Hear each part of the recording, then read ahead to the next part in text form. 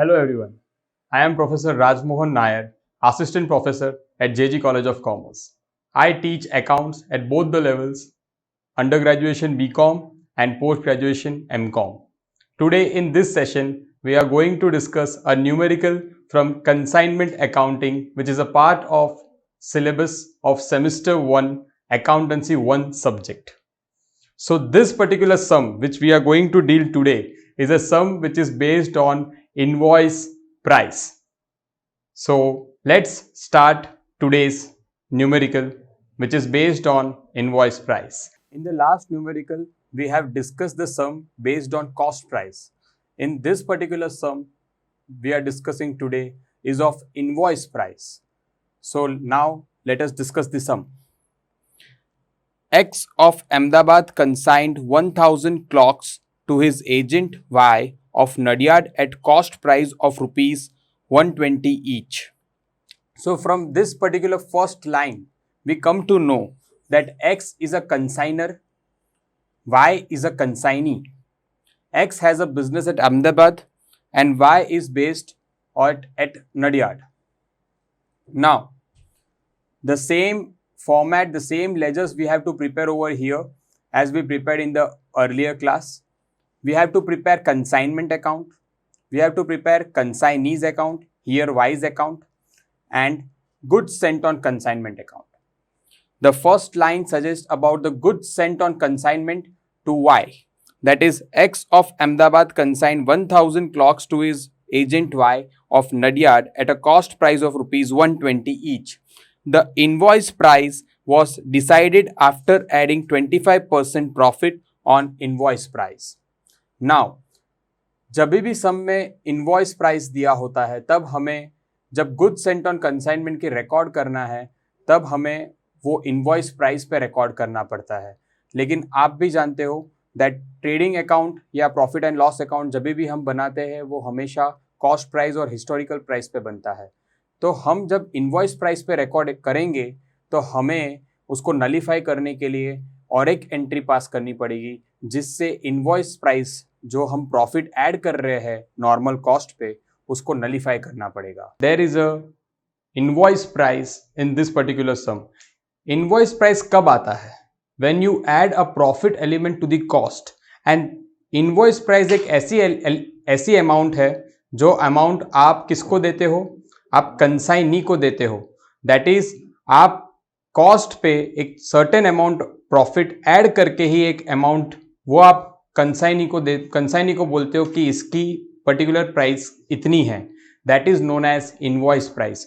आप देख सकते हो यहां पे मैंने एक फॉर्मूला लिखा है cost plus profit is equal to invoice price.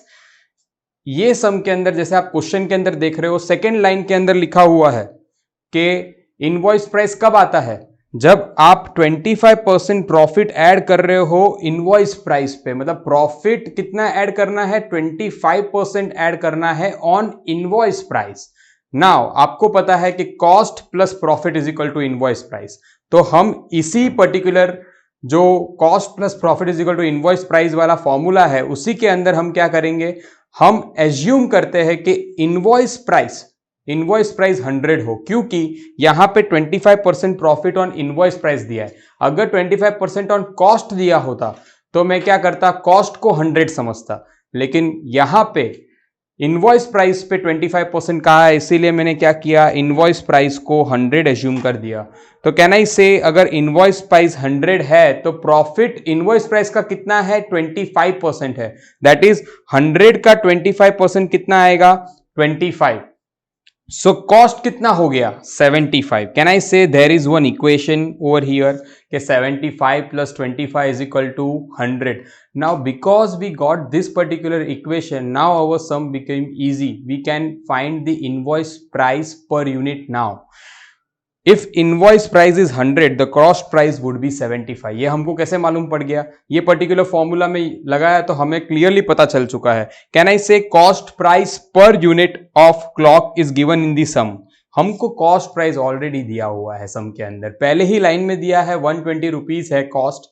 तो हम आराम से once again there would be a cross multiplication वाला रूल, एंड हम कह सकते हैं कि जब इनवॉइस प्राइस 100 था तो कॉस्ट 75 था, तो कॉस्ट जब ऑलरेडी 120 दिया हुआ है तो इनवॉइस प्राइस कितना होगा? तो can I get 160 rupees, that is 120 into 100 divided by 75. So 160 is the invoice price in this sum. Can I say profit element कितना होगा? Rupees 40 per unit. तो सबसे पहले 120 रुपीज जो कॉस्ट प्राइस है जिसका हमने देखा, इनवॉइस प्राइस हो गया 160 रुपीज, दैट इज 25% ऐड करने के बाद में। तो हम जब अब opening stock that is good sent on consignment record करेंगे ऑन द डेबिट साइड, वो 160 रुपीज के साथ करेंगे। So the first entry on the debit side of consignment account, to goods sent on consignment, और मैं कह सकता हूं कि ये जो अमाउंट है वो इनवॉइस प्राइस पे होगा, इसलिए मैं यहां पे लिखूंगा IP, invoice price. The amount will B 1000 clocks into invoice price आपने देखा 160 रुपीज हो गया है, सो कितना आएगा? 1,60,000। सो यहां पे हमने रिकॉर्ड किया goods sent on consignment on the debit side of consignment account. वैसे ही इसकी दूसरी एंट्री कहां पे होगी? गुड्स सेंट ऑन कंसाइनमेंट के credit side by consignment account. The amount is 1,60,000। जैसे आप देख रहे हो कि मैंने इनवॉइस प्राइस पे रिकॉर्ड तो कर दिया 160 रुपीज पे, लेकिन ये इनवॉइस प्राइस पे नहीं, कॉस्ट प्राइस पे दिखना चाहिए बुक्स ऑफ अकाउंट्स पे। तो मुझे क्या करना पड़ेगा? ये जो 160 पे किया है वो 120 पे करना है, तो मैं क्या करूँ? इसको डिलीट कर दूं? नहीं, हमें ये वैसे के वैसे ही 160 में रखना है। हम नलीफाई करेंगे इस पर्टिकुलर ट्रांजैक्शन को, क्रेडिट साइड पे सेम एंट्री पास करेंगे by goods sent on consignment, and जो प्रॉफिट वाला पार्ट है दैट इज रुपीज 120 का 160 हुआ है, तो मैं बोल सकता हूं पर यूनिट प्रॉफिट कितना है? 40 रुपीज।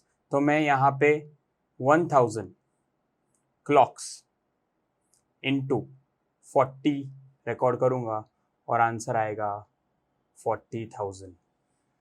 ऐसा करने से मैं कह सकता हूं कि अल्टीमेट इफेक्ट 1,20,000 का डेबिट साइड दिख रहा है आपको कंसाइनमेंट अकाउंट के अंदर। द सेम, अगर एक entry goods sent on consignment की हुई है अपने कंसाइनमेंट अकाउंट के क्रेडिट साइड में, तो दूसरी वही एंट्री हमें कहां करनी पड़ेगी? गुड्स सेंट ऑन कंसाइनमेंट के debit side to consignment account.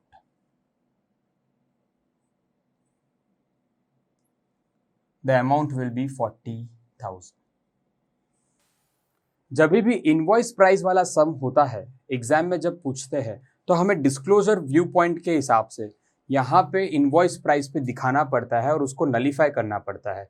ये सेम चीज हम ओपनिंग स्टॉक में जो कर चुके हैं वही हम लास्ट में जब क्लोजिंग स्टॉक डिस्कस करेंगे तब भी यही चीज को हम ध्यान रखेंगे, वहां पे भी इनवॉइस प्राइस के ऊपर ही आपको करना पड़ेगा।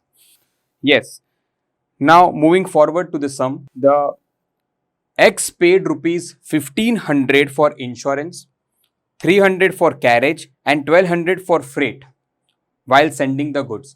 क्या मैं कह सकता हूं कि यहां पे X की बारे में बात कर रहे हैं, मतलब कि कंसाइनर खुद, मैं खुद अगर एक्सपेंस बॉर्न कर रहा हूं तो मेरे हाथ से क्या जा रहा है? कैश जा रहा है। सो कैश को क्रेडिट करना पड़ेगा। ऑब्वियसली मैं यहाँ पे कंसाइनमेंट अकाउंट बना रहा हूं जो trading and profit and loss account की तरह होता है। एक्सपेंस डेबिट साइड दिखेगा और मैं यहां पे लिखूंगा टू कैश, और कैश के अंदर मुझे ये तीनों एक्सपेंस को मेंशन करना पड़ेगा for better presentation. That is insurance would be 1,500, carriage would be 300 and freight would be 1,200. The ultimate amount will be rupees 3,000. ठीक है, Moving further, on 1/7/2016, X drew a bill of rupees 30,000 for 3 months on Y, which was immediately returned by him duly accepted. मतलब यहाँ पे X ने Y के ऊपर एक bill draw किया, मैं बोल सकता हूँ वो एक्सेप्ट भी किया Y ने, तो मैं कह सकता हूँ ये मेरे लिए बिल्स रिसीवेबल बन गया. तो मेरी एंट्री क्या पास हुई यहाँ पे, बिल्स रिसीवेबल मेरे पास में आया. Bills receivable comes in the business, that's mean bills receivable account debit to Y's account. तो वाइज अकाउंट के क्रेडिट साइड में मुझे लिखना पड़ेगा बाय बिल्स रिसीवेबल अकाउंट. और अमाउंट दी हुई है 30,000 रुपीज, जिसका मैच्योरिटी पीरियड भी सम के अंदर दिया हुआ है 3 मंथ्स. देखते हैं आगे क्या लिखा है. X discounted the bill in a bank on 4/8/2016. मतलब 1/7 को बनाया हुआ बिल है, X बैंक के पास में जा रहा है 4 अगस्त 2016. मतलब मैं बोल सकता हूँ 1 महीने के बाद जा रहा है, और डिस्काउंट कर दिया उसने 18% पे. मतलब बैंक के पास में जाके डिस्काउंट किया है 1 महीने के बाद जाके. तो यहाँ पे डिस्काउंट की एंट्री हमें बुक्स ऑफ अकाउंट्स में करनी पड़ेगी. क्या एंट्री होती है इस पूरे ट्रांजैक्शन की, तो bank account debit with the amount जितना हमें बैंक काट के दे. डिस्काउंट अकाउंट डेबिट के जगह पे क्या डेबिट हो जाएगा, कंसाइनमेंट अकाउंट डेबिट हो जाएगा. तो कंसाइनमेंट अकाउंट के डेबिट साइड में, और क्रेडिट में क्या आ जाएगा, to bills receivable. So can I say, यहां पे मैं ब्रैकेट में क्या लिखूंगा, डिस्काउंट, और इसकी कैलकुलेशन हमें दिखानी पड़ेगी. दैट इज 30,000 का बिल है और 18% पर एनम है, पूरे साल का 18% है. तो कितने महीनों के लिए, this is very important. Now 3 महीने का बिल है, हम 1 महीने के बाद में जा रहे हैं बैंक के पास में, तो मैं कह सकता हूं कि बैंक के पास अब कितने महीने रहने वाला है ये पर्टिकुलर बिल, 2 महीने के लिए. So that means the remaining 2 months bank के पास में जो रहेगा उसके लिए बैंक चार्ज करती है discount. The amount will B 900 rupees. Okay, moving further. Y is entitled to get 4% general commission and 2% del creditor commission and 1/6 share in profit. मतलब यहाँ पे एक स्पेशल कमीशन के बारे में भी बात किया है. ये कमीशन के बारे में हम कब डिस्कस करेंगे, जब हम सेल्स को रिकॉर्ड करेंगे उसके बाद में.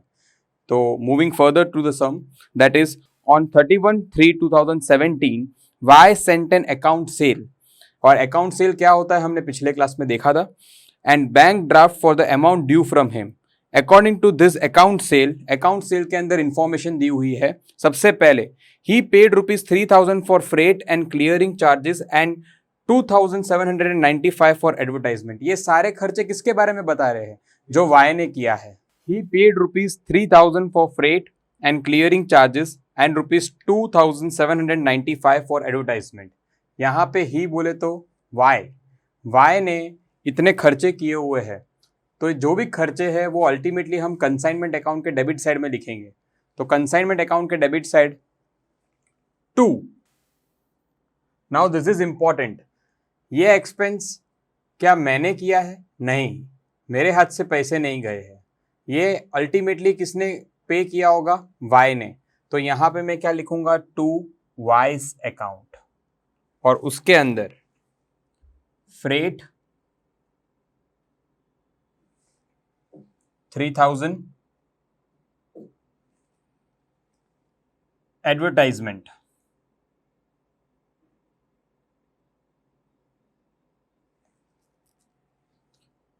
2,795. तो टोटल 5,795 आउटर कॉलम में मैंने लिखा. एक एंट्री अगर मैं कंसाइनमेंट अकाउंट के डेबिट साइड में कर रहा हूं वाइज अकाउंट का, तो वाइज अकाउंट के क्रेडिट साइड में मैं दूसरी एंट्री पास करूंगा बाय कंसाइनमेंट अकाउंट, और यहां पे मैं टोटल अमाउंट लिखूंगा 5,795. So this is the expense which was borne by Y. Second point, he sold 175 clocks at 180 each for cash. Now sales की एंट्रीज के बारे में बात कर रहे हैं, जो हमने प्रीवियस क्लास में देखा था कि सेल्स की एंट्री हम कहाँ लिखते हैं, क्रेडिट साइड में लिखते हैं, जैसे हम ट्रेडिंग अकाउंट में भी लिखा करते हैं बाय। यहाँ पे हम बाय सेल्स नहीं लिखेंगे क्योंकि ये सेल मैंने नहीं किया है, मेरे बिहाफ में कौन कर रहा है, कंसाइनी कर रहा है। कंसाइनी का नाम क्या है, वाई है, वाइज अकाउंट। ओके, और उसके अंदर हम पॉइंट वाइज देखते हैं। सबसे पहला सेल, कैश सेल के बारे में बात कर रहे हैं, और कैश सेल हो रहा है 175 क्लॉक का, और एक क्लॉक की कीमत है 180। तो मैं कह सकता हूं कितना आएगा, 31,500, 31,500। Second, he purchase 25 clocks at ₹180 each for his personal use. मतलब खुद वाई ने खरीदा, मतलब हमने तो बेचा ही है, अल्टीमेटली हम सेल्स में लिखेंगे वाई के अंदर ही, वाई ने खरीदा, वाई परचेस्ड। कितना परचेस किया, 25 क्लॉक्स। तो 25 क्लॉक्स इनटू एक क्लॉक का कीमत 180, द अमाउंट विल बी 4,500। ठीक है। He sold 600 clocks at ₹200 each to M on credit. अब वाई बेच रहा है क्रेडिट में, किसको, एम को। तो मैं बोल सकता हूं क्रेडिट सेल कर रहे हो आप एम को, और कितना, तो लिखा है 600 क्लॉक्स इनटू 200 ईच। तो मैं बोल सकता हूं 1,20,000। और वैसे ही उसके बाद के पॉइंट में लिखा है he sold 100 clocks at 190 each to N on the recommendation of X. Now once again this is a credit sale, लेकिन ये क्रेडिट सेल किसके रिकमेंडेशन में किया गया है, कंसाइनर के। मतलब एक्स वाई को बोल रहा है कि एन को बेचो। तो ये पॉइंट का क्या कनेक्शन रहेगा हम आगे पढ़ेंगे।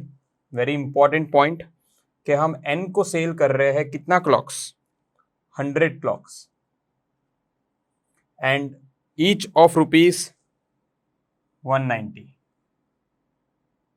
तो कितना आएगा, 19,000। So now the total amount, the total will be 1,75,000। अगर ये हमने वाई को क्रेडिट किया है कंसाइनमेंट अकाउंट के अंदर, तो दूसरी एंट्री हम कहां करेंगे, वाइज अकाउंट के डेबिट साइड में, टू कंसाइनमेंट अकाउंट। हमने सेल यहां पे रिकॉग्नाइज किया। अच्छा, हम यहां पे पूरी डिटेल्स ना लिखे तो भी चलेगा, पूरी अमाउंट हमको पता है कितना आ रहा है, 1,75,000। You can show in the inner column, जितना भी आपने यहाँ पे एलिमेंट्स लिखा है वो आप यहाँ पे भी इनर कॉलम में शो कर सकते हो। Moving further, during the year the fire took place in wise shop and 20 clocks were burnt and insurance company accepted a claim of ₹1,800। Once again a topic of abnormal loss comes into the picture. So हम यहाँ पे working note number देखेंगे, वो working note number 2 के हिसाब से calculation करेंगे यहाँ पे, and will proceed further. Now coming to the working note number 2, it talks about calculation of abnormal loss. As you can see in this sum, जहां पे दिया हुआ है कि आग लगी है कहां पे, y के प्लेस में। क्या मैं कह सकता हूं ये y के प्लेस में हुआ है, ये ट्रांजिट में नहीं हुआ है। मतलब इस पर्टिकुलर जो गुड्स जो बर्न हुआ है दैट इज अबनॉर्मल नेचर का है, और प्लस वो y के प्लेस में हुआ है। दैट मीन्स गुड्स कंसाइनर के पास से गया, रस्ते में कुछ नहीं हुआ है, गोडाउन में हुआ है। दैट मीन्स दोनों के एक्सपेंसेस को हम यहाँ पे ऐड करेंगे। तो हमने जो पिछले क्लास में पढ़ा था वैसे ही यहाँ पे भी प्रोपोर्शनेट एक्सपेंस कंसाइनर और कंसाइनी दैट इज एक्स और वाई दोनों का हमको ऐड करना पड़ेगा। सेम प्रोफॉर्मा बनाना है पर्टिकुलर्स और अमाउंट का। और सबसे पहले शुरुआत करेंगे हम cost price of goods lost by fire, जो आपको पता है दिया हुआ है कि 20 ऑयल इंजिन्स बर्न हुई है, और कितने रुपीस का था, तो देखो बेटा यहाँ पे कॉस्ट प्राइस लेना है, इनवॉइस प्राइस नहीं। इसे बहुत ध्यान से देखिएगा कि एबनॉर्मल लॉस के कैलकुलेशन में आप इनवॉइस प्राइस को बीच में नहीं लाओगे। It is always calculated on the cost price. So can I से 20 इंटू 120 विल कम 2400। इसमें प्रोपोर्शनेट एक्सपेंस ऐड करोगे आप किसका, कंसाइनर का सबसे पहले। तो एक्स के प्रोपोर्शनेट एक्सपेंस आपको देख मिलेंगे क्वेश्चन के अंदर, फ्रेट एंड इंश्योरेंस कितने रुपीस के, 3000। मैं कह सकता हूं ये 3000 कितने क्लॉक्स के लिए है, 1000 क्लॉक्स के लिए है। जब जा रहे थे तो 1000 क्लॉक गए हैं यहां से, तो खर्चे जो फ्रेट और इंश्योरेंस के किए पूरे 1000 क्लॉक के लिए किए हैं। तो अल्टीमेटली कितने क्लॉक ऐसे हैं जो बर्न हुए हैं, तो मैं कह सकता हूं 20 क्लॉक्स। तो 20 क्लॉक्स के लिए कितना, once again the multiplication rule will apply over here, cross multiplication करेंगे हम। दैट इज 3000 एक्सपेंस हो रहे हैं 1000 क्लॉक के लिए, तो 20 क्लॉक्स के लिए कितना, the amount comes to 60 rupees and that 60 rupees I am writing in the outer column. Then comes the proportionate expense of consignee, that is Y. अब वंस अगेन याद रखना कि कंसाइनी के केस में हमेशा नॉन रिकरिंग एक्सपेंसेस को आप लोगे, whether it is in the valuation of abnormal loss और whether it is in the valuation of closing stock. दोनों के अंदर आपको यहाँ पे नॉन रिकरिंग एक्सपेंसेस लेने हैं। मैं कह सकता हूँ freight and clearing charges sum के अंदर दिए हुए 3000 and there is also advertisement expense which we will not take into the consideration because it is a recurring expense. हम उसको यहाँ पे इस प्रोफोर्मा में नहीं लेंगे। तो 3000 खर्चा जो किया है वो 1000 क्लॉक्स के लिए है, तो 20 क्लॉक के लिए कितना, once again the answer comes 60 for consignees proportionate expense as well. Can I say the total abnormal loss comes to 2520। This is the total abnormal loss. लेकिन यहां पे इंश्योरेंस कंपनी हमें क्लेम देने के लिए तैयार है, कितने रुपए का, 1800 रुपए का क्लेम देने के लिए तैयार है। मैं कह सकता हूं कि इतना लॉस मेरा कम हो गया, इतना बर्डन मेरा कम हो गया, तो we will deduct insurance claim from the total abnormal loss so that I will get a net abnormal loss।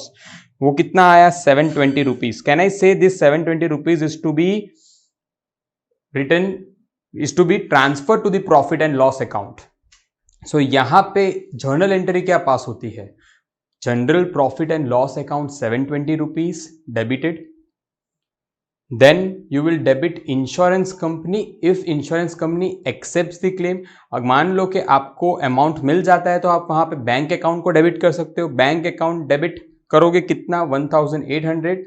लेकिन यहाँ पे खाली क्लेम एक्सेप्ट किया है, दैट इज मिला नहीं है, तो that is I can say 1800 आप डेबिट करोगे with the insurance company account and to the consignment account. So we will record this in the numerical in the consignment account, that is by insurance company account 1800 and by general P&L 720 rupees. और उससे हमको पता चला कि abnormal loss जो है, जो हम ट्रांसफर करते हैं जनरल P&L अकाउंट में, तो बाय प्रॉफिट एंड लॉस, मैं बोल सकता हूं कि प्रॉफिट एंड लॉस के डेबिट साइड में हम ये एक्सपेंस जो लॉस हुआ है अल्टीमेटली इसको हम ट्रांसफर कर रहे हैं, और ये लॉस का अमाउंट है 720 जो हमने वर्किंग नोट नंबर 2 से लेके आया।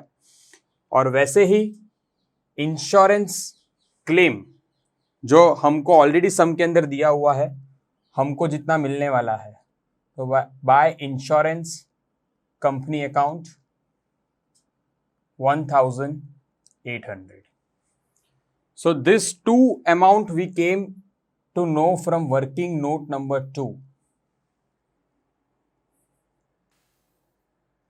वर्किंग नोट नंबर 1 के बारे में बात करते हैं, दैट शोज अबाउट कमीशन, जो हमने ऑलरेडी पहले डिस्कस किया था कि जैसे ही हम सेल्स रिकॉर्ड करेंगे उसके बाद में हम कमीशन के बारे में बात करेंगे।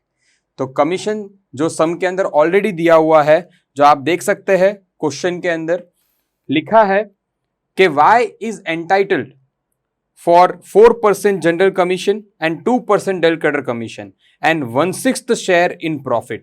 ये जो स्पेशल कमीशन के बारे में लिखा है 1/6 शेयर इन प्रॉफिट, ये तो जब पूरा सम खत्म हो जाएगा उसके बाद जो रिजल्टेंट प्रॉफिट आएगा उसके बाद ही हमें पता चलेगा कि कितना रिजल्टेंट प्रॉफिट का शेयर 1/6 हमें कमीशन देना है वाई को, लेकिन हम अभी क्या कैलकुलेट कर सकते हैं, in this time being we can calculate the commission, that is general commission and the del creditor commission. So after recording sales, now it is the time to record calculation of commission. Now we have to calculate the commission, and for that working note number 1 we have to prepare. And in this particular sum you can see there are 3 types of commission. First is general commission, second is del creditor commission, and the third is special commission. There is a special commission given in the sum written 1/6th share of the profit, that we will come to on in the later stage when we will be doing that particular numerical. Let us now calculate the general commission, the ordinary commission, which is given 4%. It is always calculated on the total sales, and the total sales, as we already saw in the numerical, it came to 1,75,000. Can I say the 4% of 1,75,000 would fetch me 7,000? This is the commission which the consignor X will be paying to the Y as a ordinary commission. It's a general commission. Then after, in this sum also there is a del creditor commission. Del creditor commission, as I already discussed in the earlier class, it is an expense which is been paid to avoid bad debt to be recorded in our books. So now in this sum there are 2 credit sales. One credit sale is done to M and second is done to N. But which credit sale we have to take? Both or only one from this? It needs a deep understanding. Can I say the credit sale which is given regarding N? It is very clearly mentioned that that particular sale is done on the recommendation of X. मतलब X ने कहा है कि ऐसे करना है, ये cell करना है N को, तो मैं कह सकता हूं कि यहां तो जिम्मेदारी X की ही हो गई है, ये जिम्मेदारी थोड़ी Y लेगा. So when there is a recommended sale, make sure del creditor commission वो सेल के लिए नहीं लगेगा. और अगर कल जाके N इंसॉल्वेंट हो जाता है तो in that case bad debts को रिकॉर्ड करना पड़ेगा बुक्स में. This is the special point in this particular sum. यहां पे सिर्फ M की ही जिम्मेदारी Y लेगा. सो यहां पे देखो आप M का कितना टोटल सेल दिया हुआ है सम के अंदर, आप देख सकते हो 600 clocks at 200 each. Can I say the amount comes to 1,20,000? Now this rupees 1,20,000 is eligible for del creditor commission and not that N वाला पार्ट. N का यहाँ पे हम लेंगे ही नहीं, और अगर कल जाके N इंसॉल्वेंट हो भी जाता है तो हमको बुक्स में रिकॉर्ड करना पड़ेगा. लेकिन अगर M इंसॉल्वेंट बनता है तो हम उसकी जिम्मेदारी नहीं लेंगे. हम कौन? X, that is consignor. Consignor के बुक्स ऑफ अकाउंट्स की तरफ से सोच रहे हैं, दैट्स वाई. तो डेल क्रेडिटर कमीशन कितना परसेंटेज दिया हुआ है? 2% दिया है. दैट इज 1,20,000 का 2% विल फेच यू 2,400. अब ये दोनों अमाउंट को हम कहां पे रिकॉर्ड करेंगे? In the sum, that is consignment account के अंदर debit side to the consignee, that is Y's account, general commission and del creditor commission. So as per the working note number 1 of commission we come to know the commission payable to Y. तो to Y's account हम Y को payment कर रहे हैं, that's why हम यहां पे debit side में टू वाइज अकाउंट लिखेंगे और ब्रैकेट में क्या लिखेंगे? कमीशन. और कमीशन के अंदर हम जनरल कमीशन लिखेंगे, डेल क्रेडिटर कमीशन लिखेंगे,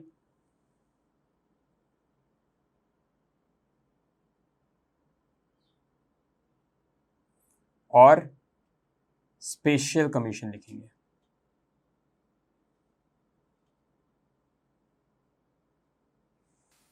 अब जनरल कमीशन का जो अमाउंट है, जो आप वर्किंग नोट नंबर 1 के अंदर देख सकते हो, the amount comes to 7,000. General commission total sales पे लिया जाता है तो 7,000 आ रहा है as per the working note number 1. And same for the del creditor commission, वो भी हमने वर्किंग नोट से जाना. The amount comes to 2,400. Now यहाँ पे हमने स्पेशल कमीशन के वहां पे जगह छोड़ा है क्योंकि वो हमको लास्ट में मालूम पड़ेगा कि कितना अमाउंट आता है. Moving further in this particular sum, we come to know that the seventh point say M and N both were declared insolvent and 60 paise per rupee could be recovered from them as a final dividend. अब यहाँ पे M और N जो दो credit sales के बारे में information दी है, दोनों के दोनों में से खाली 60% जितना अमाउंट ही मिल सकता है, बाकी के 40% नहीं मिलेंगे. तो कैन आई से हमने यहाँ पे डेल क्रेडिटर कमीशन भी दिया था और हम डेल क्रेडिटर कमीशन इसीलिए देते हैं ताकि हमें बैड डेट से छुटकारा मिले. तो हम इस पर्टिकुलर सम की अगर बात करें तो डेल क्रेडिटर कमीशन जो है वो हमने एम के लिए दिया या एन के लिए दिया, तो सिर्फ हमने एम के लिए दिया होगा यहाँ पे, बिकॉज एन को जो सेल किया है वो तो on the basis of recommendation किसने दिया था, कंसाइनर ने दिया था कंसाइनी को.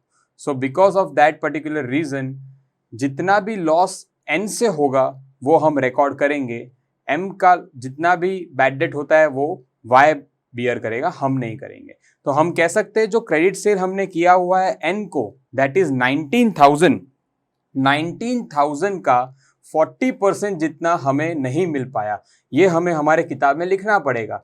तो जैसे आपको पता है कि आप प्रॉफिट एंड लॉस अकाउंट के अंदर डेबिट साइड लिखते थे टू बैड डेट्स अकाउंट, उसी तरह हमें यहाँ पे भी डेबिट साइड में लिखना पड़ेगा. लेकिन हम यहाँ पे टू बैड डेट्स नहीं लिखेंगे, हम यहाँ पे क्या लिखेंगे, टू वाइज अकाउंट. मतलब अल्टीमेटली हम यहाँ पे हमारे किताब के अंदर ये लॉस को रिकॉर्ड कर रहे हैं. और कितना आएगा, तो 19,000 का 40%, that is 7,600. Make sure wise account में हम यही चीज को रिकॉर्ड करेंगे जो हमने डेबिट साइड में लिखा है. वाइज अकाउंट के क्रेडिट साइड में जाएगा bye consignment account.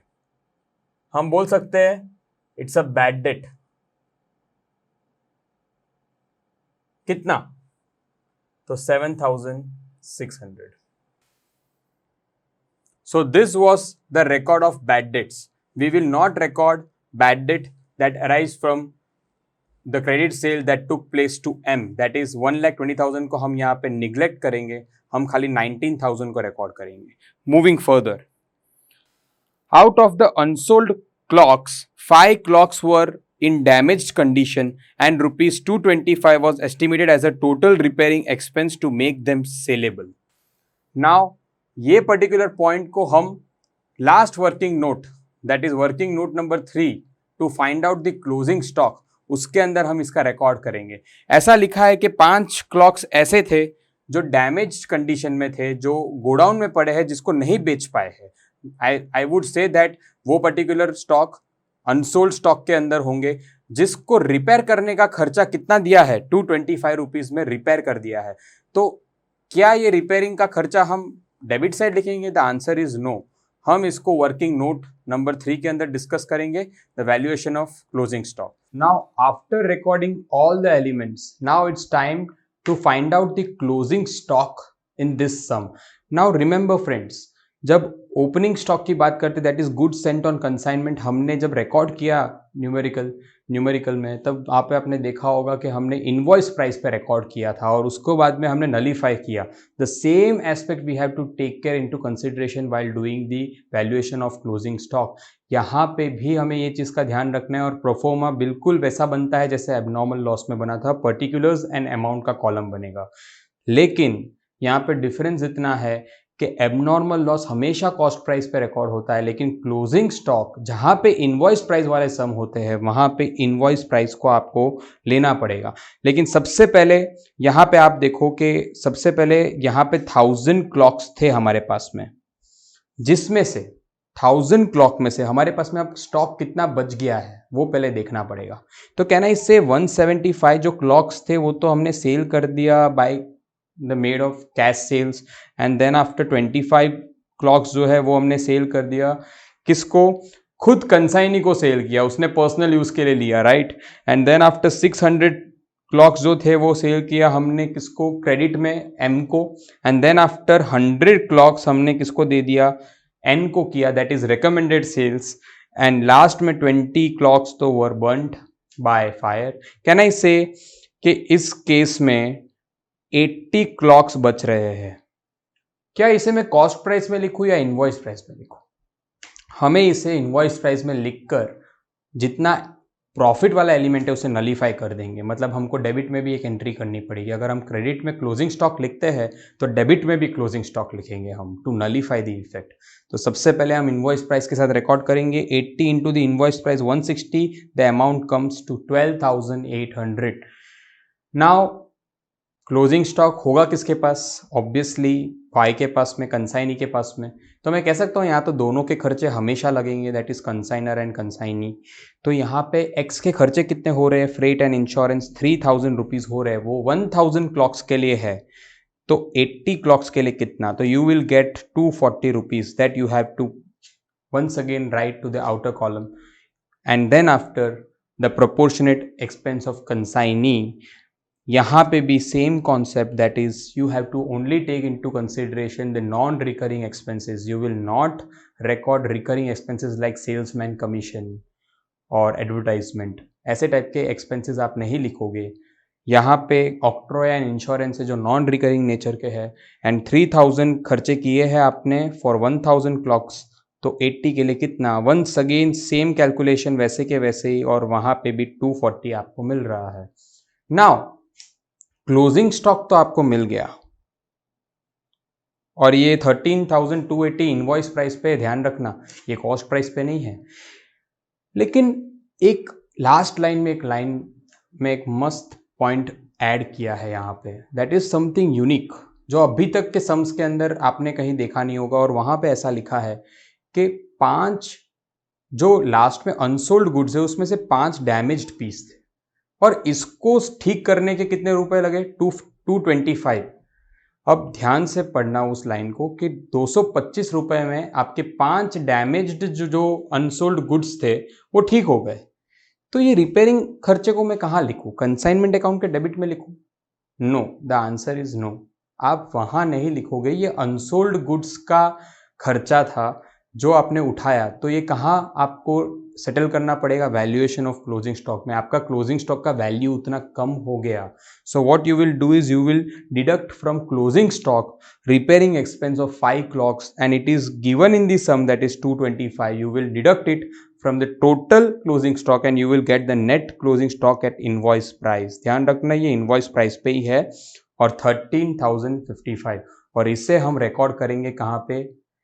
on the credit side of trading or of the consignment account. And same thing you have to take care into consideration that कि जैसे आपने credit side में लिखा, आपको debit side में भी जो मार्जिन वाला है, दैट इज 40 रुपीज का जो प्रॉफिट है, और टोटल 80 अनसोल्ड आपके पास में क्लॉक्स है, तो मैं कह सकता हूं 80 इंटू 40 दैट इज 3,200 रुपीज आपको डेबिट साइड में दिखाना पड़ेगा to consignment stock to nullify the effect of invoice price. So after this valuation of closing stock we come to know that the closing stock value जो हमको invoice price में record करना है, वो क्या करेंगे? हम यहाँ पे रिकॉर्ड करेंगे by consignment stock account. This is nothing but a closing stock, लेकिन as I discussed in the working note number 3, ये इनवॉइस प्राइस पे होगा। क्या मैं कह सकता हूं इनवॉइस प्राइस पे है? The amount comes to 13,055, 13,055 rupees. ये हमें मिला from the working note number 3। लेकिन एज यू नो, हम कभी भी किताब के अंदर इनवॉइस प्राइस में ही शो नहीं कर सकते, हमें अल्टीमेटली कॉस्ट में लाना ही पड़ेगा। तो हमें इसको भी नलीफाई करना पड़ेगा, same like we did with the opening stock जो आपको दिख रहा है गुड्स सेंट ऑन कंसाइनमेंट में किया था हमने। सेम इसका भी हमें नलीफाई करना पड़ेगा। तो डेबिट साइड में हम क्या कर देंगे? To consignment stock. कितना स्टॉक बच गया है? Total 80 clocks. और प्राइस तो आपको पता ही है, प्रॉफिट का हमने ऑलरेडी यहाँ पे डिस्कस किया था, 40 रुपीज एक क्लॉक का। तो 80 into 40 that is 3,200। So now यहाँ पे हमने वैल्यूएशन ऑफ क्लोजिंग स्टॉक भी कर दिया है। Now we can come to know the resultant profit जो आ रहा है, जो आ सकता है इस पर्टिकुलर सम के अंदर। So total of the credit side यहाँ पे मैं अगर करता हूँ तो आता है 230575, जो यहाँ पे भी सामने हम लिख देंगे 230575। अब हमें रिजल्टेंट प्रॉफिट मिल जाएगा, लेकिन क्या वो प्रॉफिट हम डायरेक्टली जनरल पीएनएल में लेके जाएंगे?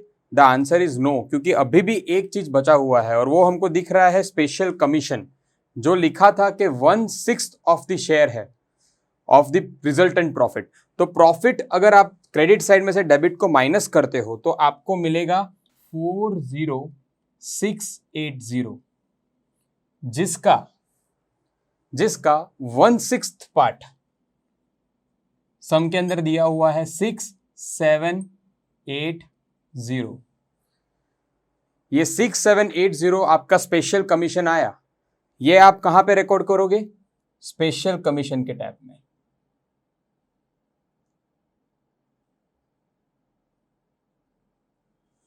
और इसका टोटल 16180 आएगा। अब आप देख रहे हो कि टोटल आपने लिख दिया, आपने यहां पे स्पेशल कमीशन का भी रिकॉर्ड कर दिया। अब आपको जो क्रेडिट साइड में बैलेंस, डेबिट साइड में जो बैलेंस आता है, कैन आई से it is nothing but a profit of this consignment business, and the amount will come 33,900।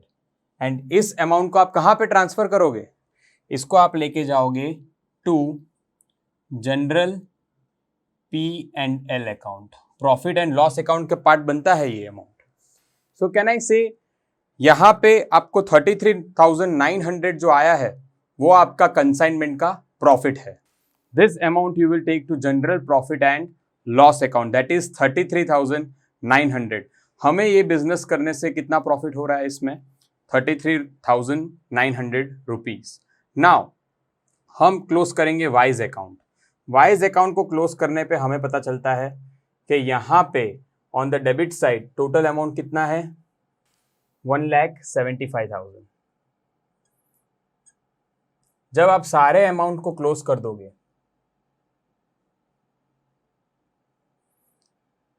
तो यहां पे एक बैलेंस आ रहा है। इस बैलेंस को क्या बोलोगे आप?